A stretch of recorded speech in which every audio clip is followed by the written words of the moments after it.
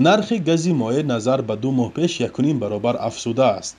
در تابلوهای نقطه‌های فروش سوزشواری حالا 1 لیتر گاز مایع از 7 سومون و 20 درم تا 7.5 سومانی نوشته شده است. اولی ماه اوگوست این نرخ اطراف 3 سومانی بود.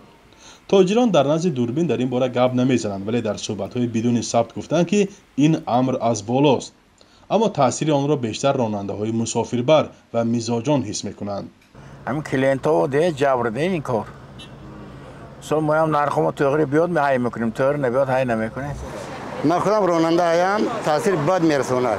نه اینکه برای خاطر راننده ها، بلکه برای پذیران نرخ نو قیمت از برافت اومد قیمت میشد. بعضی نقطه‌های فروش سوزشواری به مثل گازپروم چند روز است که گاز مایع ندارند و تابلوهایشان هم خالی است. مقامات دلیل چنین تغییرات را در بازار سوزشواری به افزایش ارزش آن در کشور صادرکننده ربط می‌دهند. برخی از بازارشناسان بر اینند که برای حل مشکل به تاجران باید سبکی داد و بازار از مونوپول یا انحصار شرکت‌های علاهیده آزاد گردد. کمبود گاز در بعضی نقطه‌های فروش سوزشواری و هم بالا رفتن نرخ آن رانندگان را نگران کرده است. ما یک میریم ببینیم هیچ فایده نمیمونه. هم کس برای فایده کار میکنه.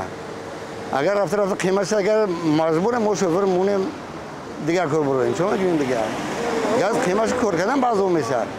ما کو کلام شدیم. یک مادی کاری که نتونیم بهار بر همین یک برده نان یافتنمو دکار کنم.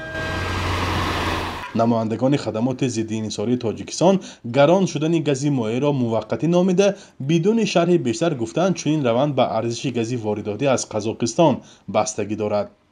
بخش کلان گاز مایع به تاجیکستان از قزاقستان میآید. برنامه آذوقه سازمان ملل متحد نیز در گزارش نوی خود سبب بالاروی نرخ سوزشواری را در افزایش ارزش آن در کشورهای صادرکننده و به مقدار نسبتاً کم وارد شدن این نوع محصولات از خارج کشور عنوان کرده است. ارزیابی این نهاد که نرخ محصولات در بازارهای کشور را پیگیری می‌کند بر اساس گفته‌های تاجران صورت گرفته است. بالاروی نرخ سوزشواری در تاجیکستان همیشه مایه نگرانی ساکنان بوده است. با گران شدن سوخت، راهکرا و خوراکواری نیز گران خواهد شد.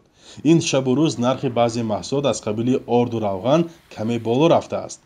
در تاجیکستان 14 شرکت به انتقال گاز مایع مشغولند.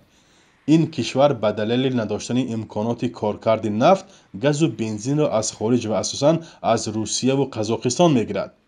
به اطلاع رسمی در نیم ساله اول سال روان به کشور بیش از 450,000 تن محصولات نفتی وارد گردیده است.